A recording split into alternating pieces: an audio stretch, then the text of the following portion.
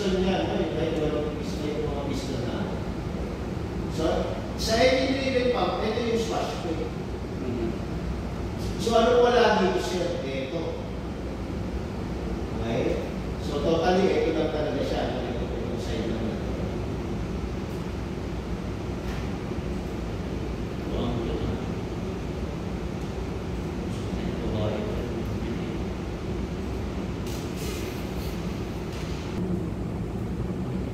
Okay? So, ayun sir yun, no? Ito yung sinasabi ko na swash plate. Okay? Ito is yung ilalim niya eh. Kaya hindi natin makita yung part na to, no?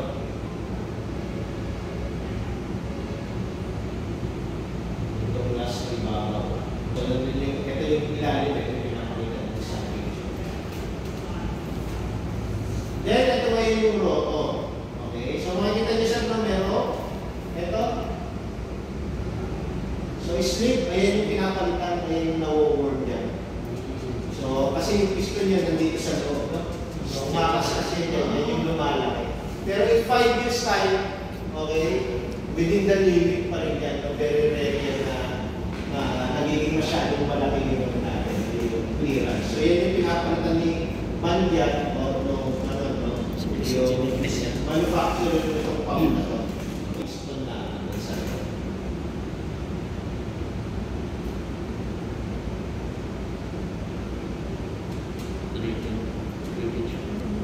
Sinimplehan lang.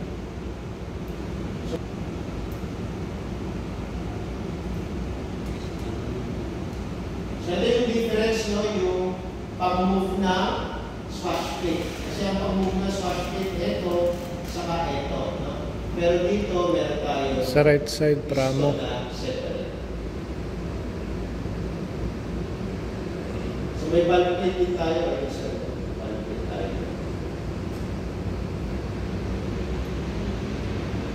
So, gumagalaw yan. Nagbabago na angle.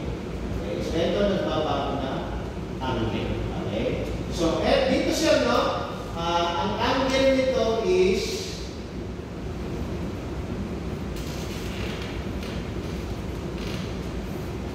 angle lang naman. Ganun lang siya. Sa prado. Okay. Pero, sa engine-driven pump natin, hindi siya papalitan. Okay. Kasi sa prado siya, ang direction ng rotation, isa lang. Ang main engine, dalawa yung direction. Bakit yung Stern. So, pag naka-stern yan, kailangan baliktad naman yung angle niya. So, dito naman, ganun lang yung angle mo. Isa lang. 0 hanggang 15 degrees. Doon naman sa ating engine-driven pump, okay, 15 degrees dito, 15 degrees dito. Yun yung pinakita mo kahapon na negative, sir. Yes, sir. So, pag bumaliktad yung angle, ayun yung negative percent. Pero same pa rin ang discharge, di ba? Yes, sir. Opo. So, yung computation, yung quantity niya per percentage. Okay? So, 15 degree makes 100%. Same lang ang rotation niya, pero nagbabago lang ang angle. Hindi, sir. Pag bumaliktad yung rotation niya, magbabago na. Ibabaliktad niya rin. Kasi kapag hindi bumaliktad, reverse yung flow. Yung inflow magiging discharge, yung discharge mo magiging. Okay. Ano nasa loob? Then, ito yung roto. Meron lang tayong valve plate. So, yung valve plate natin, usually, nakakabit dito sa ito. Pero may area, may stopper. Kaya hindi siya sumasama sa ito. So, meron tayo kalahati ng valve plate, discharge, kalahati niya is inlet.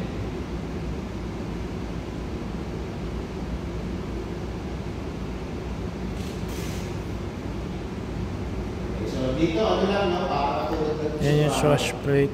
Isa ka nila naman sa video. Pero wala kasi sa drawing, wala sa video ito. Okay? So, meron tayo tinatawag na top dead center. So, ito yung top dead center. So, ito naka-angle ng 15 degrees. So, yung dulo ng piston ninyo, pag malapit din sa valve plate, top dead. No? Para piston malapit sa exhaust valve. Okay? So, pag malayo naman siya, bottom dead. Okay? So, bottom dead, top dead. So, pag meron tayong movement, sir, no?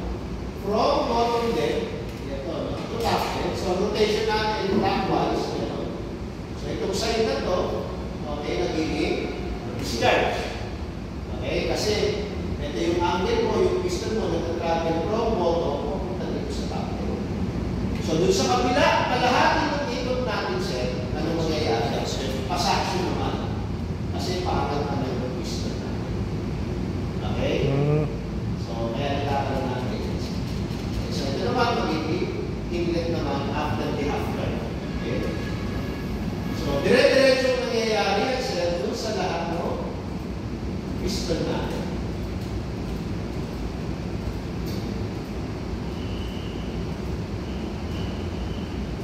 Okay, so kalahati discharge, kalahati inlet. Okay? Sa angle So, talaga. kaya pag nagbago yung angle natin, magbabago yung quantity in, quantity out. Okay, so yun yung kapag nag-increase ng speed, kailangan mo mag-supply ng mas marami. Hindi naman tayo magsisiro kasi ang minimum natin 10%. Okay, 10% ng 15 degrees, meron tayo 1.5 degree dito na angle. Okay? So, kapag nag-reverse naman yung direction natin, sir, no? Nag-astern yung makina. Okay? So, kung ito yung discharge natin, ito yung pin natin. So, pag nag-reverse, babalik na yung flow. Okay? So, ano kailangan mangyari? Kailangan bumaliktad yung angle yung slash brake para the same pa rin yung discharge natin, the same pa rin yung inlet natin.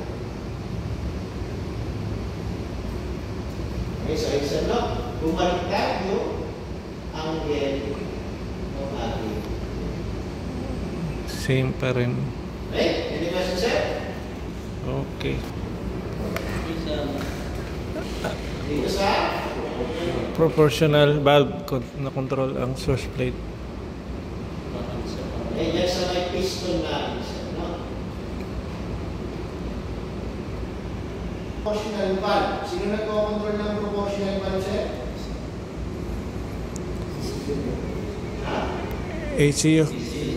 ACU, no? Challenge 70. So, pwede ganito yung proportional valve dito. Pwede rin naman ganito yung proportional valve na integrated valve. So, meron tayong actuator. Ito yung actuator natin. Or, ito sir, no? Then, meron tayong pilot valve. Okay, so yung pilot valve, ito. Yung square na yan. So, yung pilot valve natin is ito sir, no? So, yung pilot valve na yan, merong 4 na bukas yan, sir. Kung may makikita tayo ito, BPA. Okay? So, BPA, and then sa isang side, kung sa kabilang side niya, pwede kayo may makita letter P. So, dito P, sa kabilang BPA. Okay? So, meron tayong 4 na bukas.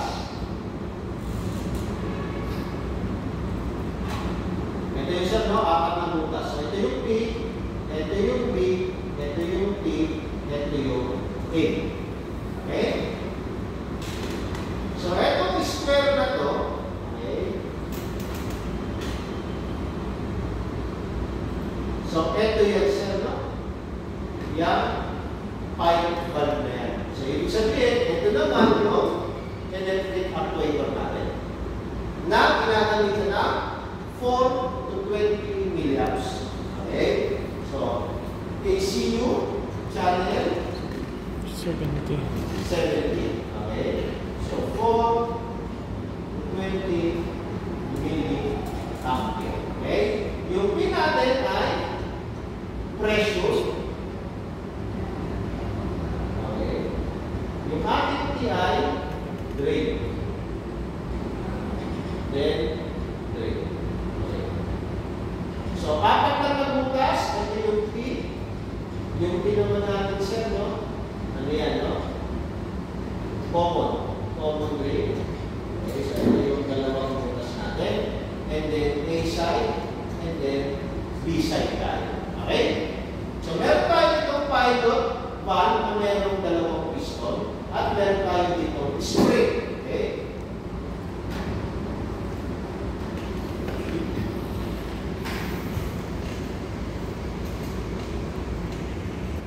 And then, ito yung dalawang piston natin. Sa dulo spring. Okay? So, yung spring natin is meron tayo force na papunta dito. Okay? Spring force.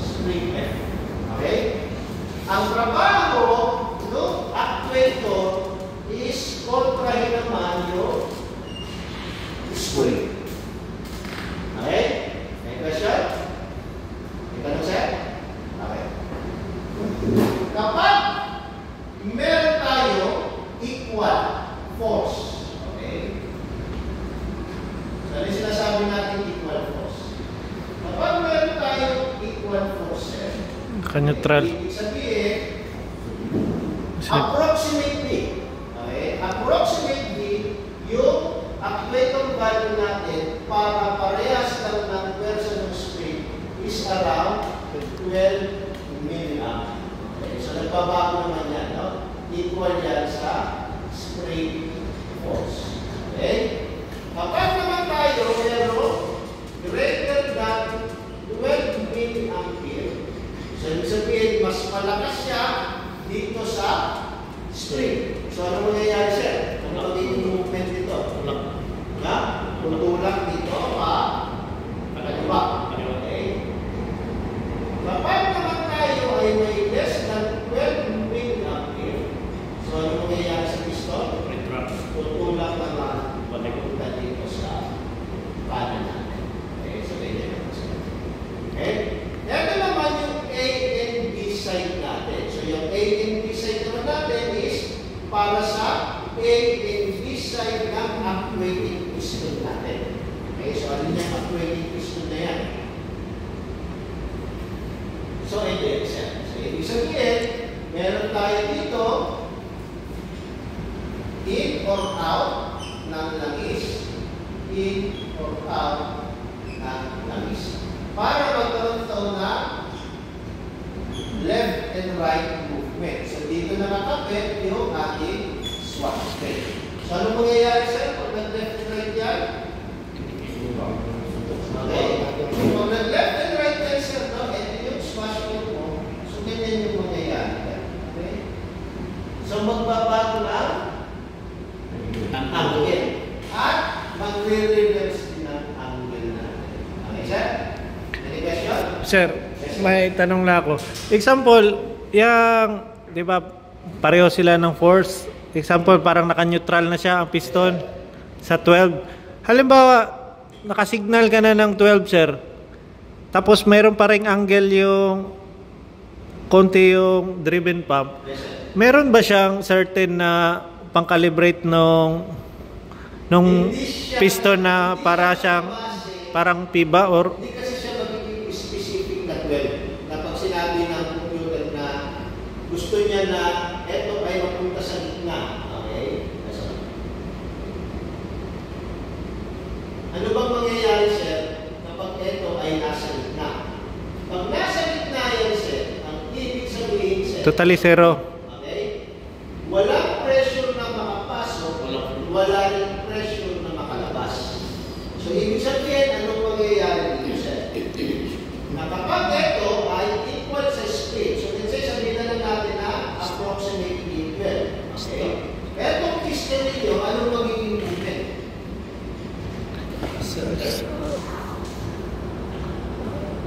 Dapat may 10 pala siya, no? Naka. So, pag naka-12 ito, sarado yung PAB natin. Okay? May 10% pa pala siya, no? Pag nakatigil lang. Sabihin, ito, sir, no? Depende sa binabat ng feedback mo. PAB close. Oo. Sarado yan. Anong magiging movement ng actuating piston? Kaliwa o kanan, sir? Tulak sa'yo. Kanan. Steady, sir. Walang movement. Stay. Okay? Bakit steady? Stay. Kasi yung oil mo dito, hindi naman makalabas. Yung oil mo dito, hindi naman siya nadadagdagan. Bakit? Sarado parehas eh. Baba. So kung ano yung oil sa kabilang side, nandun lang. Okay? Para siya rudder. Okay? Di ba sa rudder natin, bigay ng oil dito, punta sa kaliwa, pero nakadrain naman ito. Okay, sir? So steady lang. Actually, yan ang position palagi ng unit nito. Steady. Hindi gumagalaw. Bakit? Pag especially yung control, kasi si control always 50 eh. Okay? So yung inyong, kung naka-dead slow kayo, 25%, naka-steady lang siya, 25%. Okay, sir? Kailan lang siya gagalaw, sir? Pag nag-increase kayo ng speed, Speed. kailangan nyo magdagdag ng angle para madagdagan. So kung wala kayong increase or decrease increase ng RPM, sir, ganun yung steady siya. Ngayon, paano, sir? Sir, 12 milliamp, nakaginto ng konti. So, may opening. Paano niya malalaman? Doon siya nakabase sa feedback. Sa feedback kasi, sir, kailangan makareceive siya ng feedback na hindi nagbabago yung angle. Okay? So, dependent ito, controller, sa feedback nyo. Kaya pag nasira ang feedback nyo, walang silbi yung controller. Okay? Any question, sir? Ganito sir. Katulad ng FIBA sir, di ba mayroon kayong yung parang sa manual na yung parang calibrating. Oh, Wala tayo. wala nang dito. Yes, sir. Okay. Okay? May calibration tayo ng sensor. Anong difference ng calibration ng sensor ni FIBA at ng sensor natin dito at sa Daniel? Okay? Hindi natin kinakalibrate yung sensor dito, sir. Ang kinakalibrate natin yung program. Okay. Okay? Kasi ang kukunin niyang value yung maximum na kanan, maximum na kaliwa. Okay, sir? Okay. Kung nagpalit ka kasi ng sensor, yung maximum na kanan, kung ikukumpara mo dun sa unang sensor, makakagay ka siya. Halimbawa, yung kanan niya dito, 20 milliamp. Nung nagpalit ka ng sensor, naging 90. Okay? So, babaguhin niya yung calculation niya sa program. So, yung program yung binago mo, yung maximum minus minimum value. Okay? Hindi mo tinugma yung sensor sa program. Yung program ang mag-adjust sa sensor. Which is, iba sa FIBA. Si FIBA, tinutugma ni maker yung sensor mo dun sa program. Kaya may span and zero adjustment. Yung feedback ng planner tsaka engineer feedback, walang adjustment. Na-fix. No. Fix yun. Kung ano yung mabasa niya, yun na yun. Pre-cut. Mag-a-adjust yung computer. Sa FIBA naman, sir, yung sensor ang mag-a-adjust ang computer. Kaya may calibration na ginagawa siya. May span and zero yan. Okay. Although, yung ibang mga sensor ngayon, zero na lang, no? So, parang papalitan yung mga feedback na yan. Kasi parang, na kailangan, sir, hindi nagbabago yung milliamp. Okay? Kasi yun yung percentage na yun. Okay? So, para malaman niya na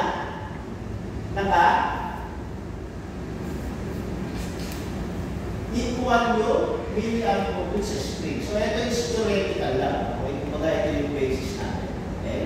Bakit? Ano pa? Yung string niya, sir, nagbabago na strength tension. Okay? Kaya, pag nagbago yung tension niya, ibig sabihin, hindi na 12 na naman yun. Darating yung time na yung tension niya is masyado ng weak, mahirapan na mag-control yung controller. Kaya lang, tinuturo ni Mana, magpalit lang ng string. Magpalit kayo ng buo, proportional ba? Pagkaglaw yan. Okay, siya? Okay. Because, yung problema, pwede naman pala kayo so, hindi naman kayo bigyan ng stainless steel. No? So, buo pala. So, yun yung ano natin, sir, no? Pagka 12 milliamp or equal sa string, so steady movement. No? Ngayon, kapag meron tayong greater than 12 milliampere, doon sa controller, ano naman ang magiging movement ng ating piston? So, pag greater than 12 milliampere tayo, sir, okay, papunta sa left door. So, ibig sabihin, P to A, okay, and then B to B, nakagatik.